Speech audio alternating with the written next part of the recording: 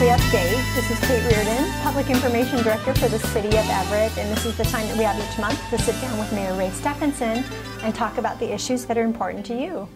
So happy fall. We're right in the middle of it. Yeah, right. And you're ready for Halloween, so that's terrific. Oh, what a great summer. Wow. And it just kept lasting. You know, I know I've probably mentioned this before, but I remember the weather broke on the 4th of July because I was sort of going, God, we're going to go on this parade, and is it going to be raining? And it was nice, and for all practical purposes, for there through the end of September, just a terrific summer and fall. It's been great. Yeah, and these late summers into September are really nice. They are. Good for the soccer games out there with the kids when soccer season starts and first days of school and all that. So yeah, it's been a great year so far. Yeah, yep. So we've got the municipal court building that's nearly complete. It's got a couple more phases that we need to go through, but give us an update on where we're at with that project. Well, this building replaces a building that's been scheduled to be replaced for about 25 years. The court system, the Everett Municipal Court System, is directly south of the police department on Wetmore and Pacific, and it's about 8,000 square feet, and we try municipal cases in that building as well as the support staff for the municipal court, and it's just been significantly overcrowded, really difficult to try cases. You know, we've had people, spilling out into the street. And we started a project that the council supported, and we were very frugal about the way we approached it, but we figured that we needed 16,000 square feet. We felt we could live with that for the next several years and make do, frankly. There were those who thought it should be larger, but it's sort of the affordable issue matter that we are dealing with. The other thing that's important to know for our citizens is the source of funding for that building is actually fines and forfeitures, all the revenue that we get and capture around public safety and through the court system. So it's a utilitarian kind of building. It's attractive. We are scheduled to open by the end of the year. There's a couple more phases, Kate, to be aware of. The old building will come down, which is pretty worn. And then a smaller second phase will be built right away. That will allow us to move the probation folks, the staff, into that, onto that site and into this new small section of the municipal court. It'll get us out of lease space that we're currently in, so it will complete the cycle, and those two phases will occur next year, and suspect that by this time next year we'll be complete. So we're looking forward to getting it open and getting it in use, and I would think in the coming months we'll want to invite the public in and let them take a look and see the new municipal court. So it's been a good project. Deborah Bryant's done a great job managing the finances on that, and she's kept everybody on task and on schedule and on budget, so it's been good. Excellent. And we've been talking a lot over the months of the Kimberly-Clark site, the waterfront. We've got a moratorium on future development there now. Where are we at in that planning? Well, this month, on October 23rd, the Planning Commission will get a recommendation, and they've already had a number of hearings on this. We've had a very robust and very open public process, one that I am very proud of, and I think most everyone has looked at it and been very complimentary that how thorough we've been. So I think that that's critically important and something that's so important to the city's future. The Plan Commission will then hear that information, make a recommendation to the City Council. That's expected perhaps by the end of the year, but maybe shortly after the first of the year. The second moratorium actually runs till February. We're working very hard to have all of this work done sooner rather than later. A couple things to note that I think are important. One of the projects or properties, I guess, more appropriately, that was very important to the Bayside neighborhood was a portion of the pea patch garden that they have and use that was owned by Kimberly-Clark. And I pushed Kimberly-Clark pretty hard that it would be a very important gesture and important to their legacy in our community if they would consider giving that property to the city so it could be used for the pea patch garden, and they've agreed to do that, and I know the neighborhood has been very pleased about that. Just a little bit back to the process then, just want to remind everyone this is industrially zoned land. We have a policy that protects that in the City of Everett by ordinance that the City Council passed. The purpose really is to create jobs. That's been my primary goal, is to recreate family wage jobs in this site, really on the heels, unfortunately, of losing 700 good family wage jobs at Kimberly-Clark. So I think we're aligned to that goal.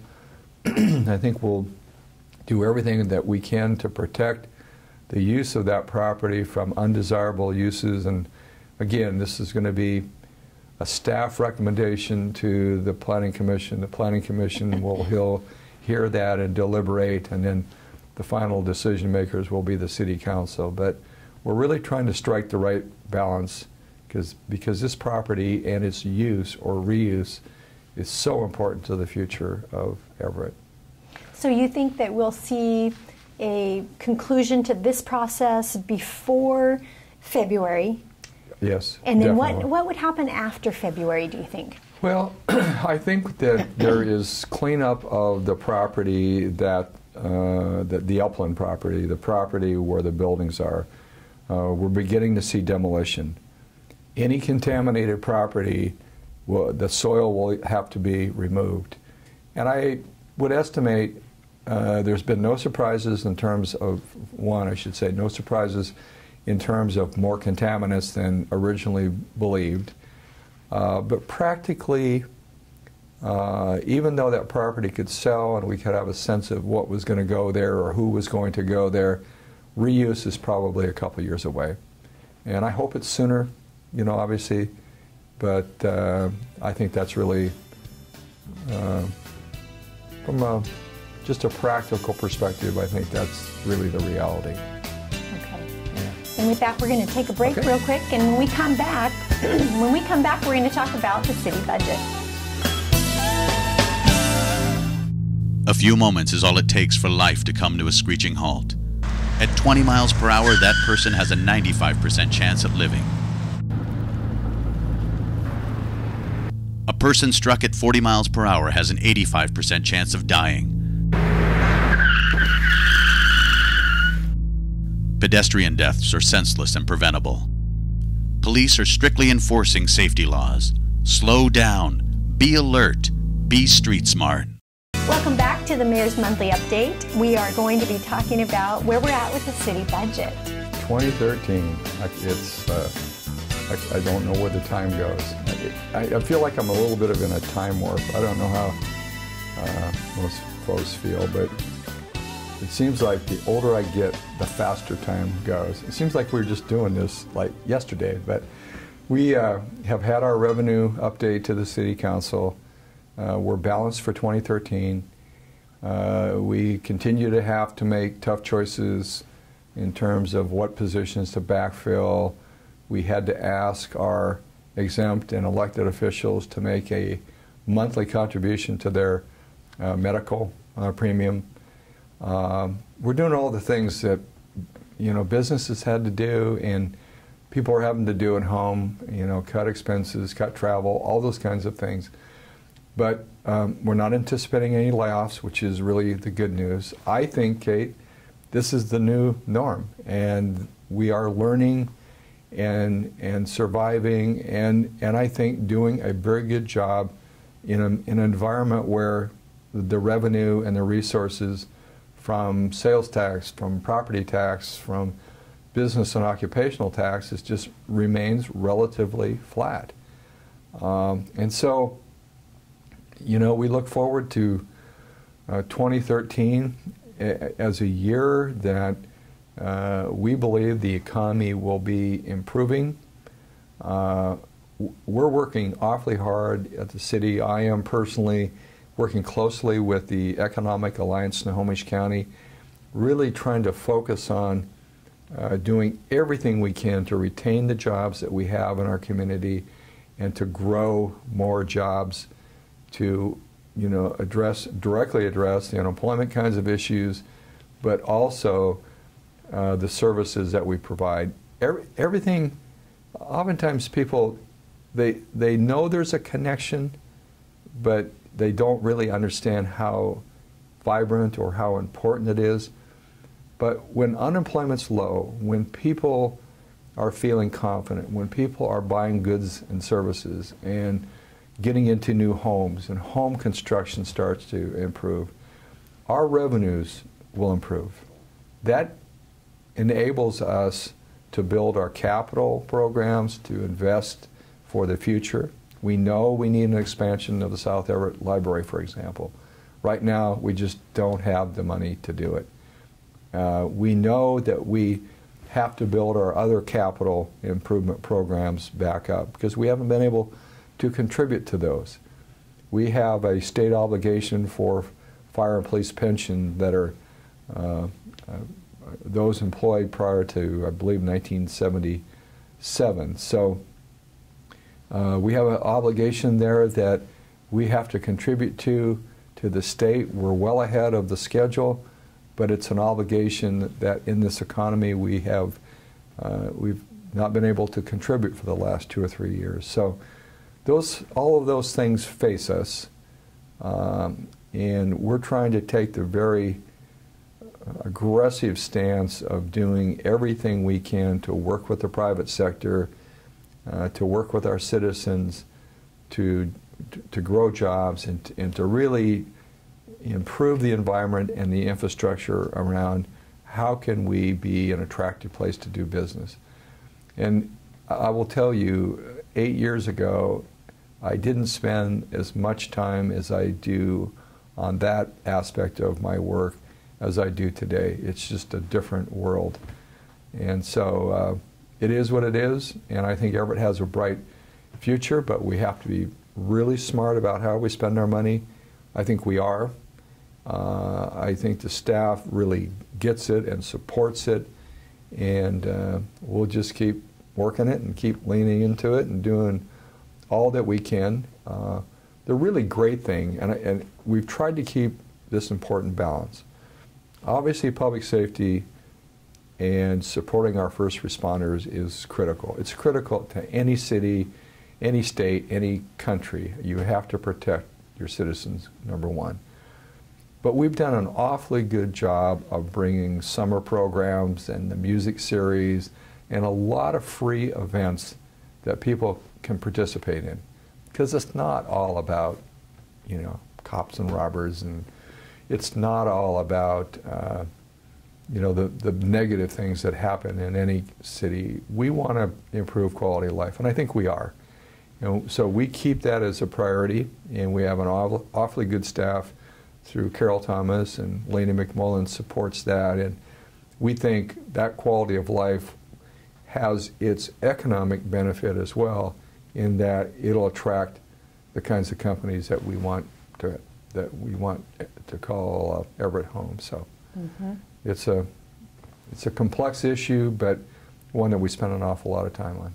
And we do have all of this information regarding the city budget. Once you give your budget address at the end of the month, it's all up on the city website. So people can look at it, they can see where the money is is targeted for. They can come to city council meetings later in the year and give whatever kind of input they'd like as well. Yeah, there's going to be at least 3 public hearings through the budget process. Budget is adopted by ordinance, so there's 3 readings for that. Plenty of opportunity to come and learn and listen and provide input, and we invite people to do that. The more you know about how your city runs and the kinds of decisions we make, I think the better informed you are, and hopefully the more confident that you are that your government is doing what you want and need it to do. Absolutely. Yeah. Good. Well, we're going to wrap up today's show with some interesting numbers from the summer. And you had mentioned our summer programs and some of the activities that we try to offer for our families. Some of these programs are programs that are supported by donations and sponsorships and, of course, program fees. Right. But why don't you give us a report out of how many people we served this summer through our parks programs? Kudos to you and the park staff for putting this information together, because it is it's a task. But over 107,000 people participated in programs through our summer months. I mean, that's greater than the city's population. So we know we're serving people from unincorporated Snohomish County and other cities, and that's terrific. We want to be known as a great place to have a staycation and see free events. So that's terrific. The one huge highlight, and this is still a free event, well, I'll hit a couple of them. And we do take donations, but Jetty Island, we talked about this earlier, a 2-month opportunity to take a free ferry from the 10th Street boat launch to Jetty Island, spend as long as you want. It's free, and you have your kids and family there. Over 50,000 people. And then secondly, and this is, we know this is a popular program, the Animal Farm, over 40,000 people participating in that. And so I'm hoping Paul Keftancy will put this information on the website, just so people can see what we're doing and how we're serving. But gosh, I'm very proud of that. That's really cool. Yeah, it means people are really truly getting out and enjoying time with their family or their friends, and that we are a big part of that at the City of Everett. Yeah, that's a good deal. Good. Well, thanks for joining us. Yeah, absolutely. And happy Halloween and happy harvest, all that good stuff. Got to get ready for Halloween. Absolutely. And I hear you give out pretty good candy at your house. I do, and yeah. I'll let people find me. That's right. That's right. Okay. Well, thank you for joining us, and we'll see you again next month.